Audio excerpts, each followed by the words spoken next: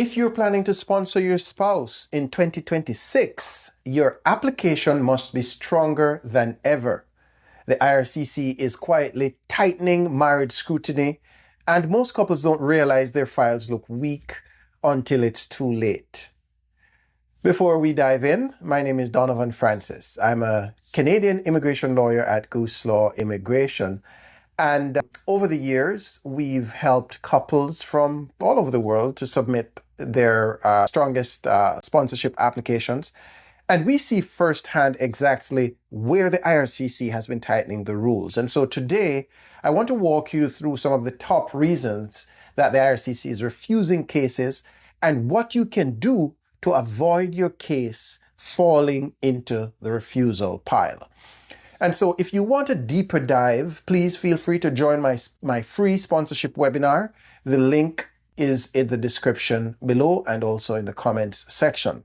So let's start with one of the biggest changes, greater scrutiny. The IRCC is examining marriages way more aggressively than they have before. After the tightening of the PR caps and slowing down of the family immigration stream, officers are looking for reasons to check or question the genuineness of relationships. For example, cultural differences that used to be fine are now being questioned, right? Things like age gaps are being questioned even more. And then on communication patterns, those are being scrutinized more than they ordinarily would have been. And this does not mean that your relationship isn't real. It means that you need to explain your relationship way more now. So let's talk about the biggest reason that applications are being refused, and that is weak evidence.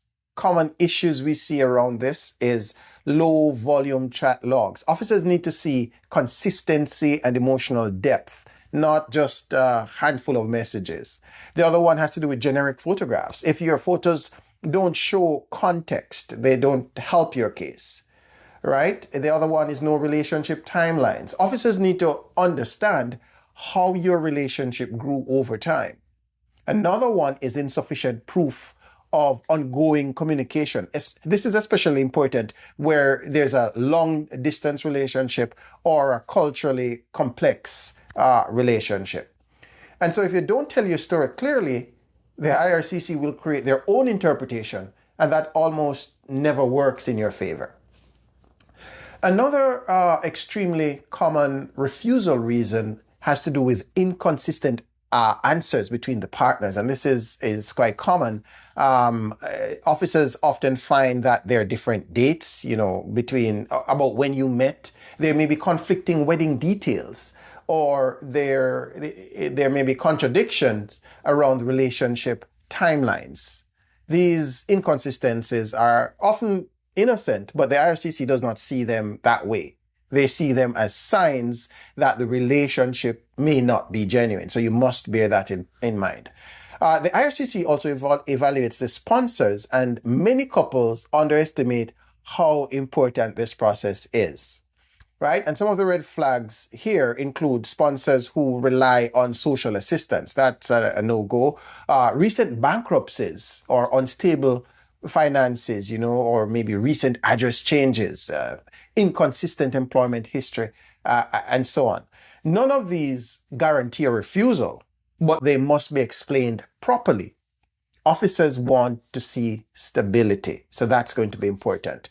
Another thing is poorly completed forms. This is one of the top refusal reasons. And some of the common form errors include wrong dates, missing travel history, incorrect relationship declarations, leaving blank fields, fields that should otherwise have been filled. So IRCC officers don't fix these errors. They just refuse the application. If your relationship has any complexity, age gaps, cultural differences, long distance, previous marriages, you should have your file reviewed before you submit them. These issues are not automatic refusals. They just need proper explanation, and that's going to be important. So on that note, I want to thank you for watching and invite you to subscribe to the channel for more breakdowns and to check the link below to join my free spousal sponsorship webinar, where I'll walk you through how to build the strongest possible case.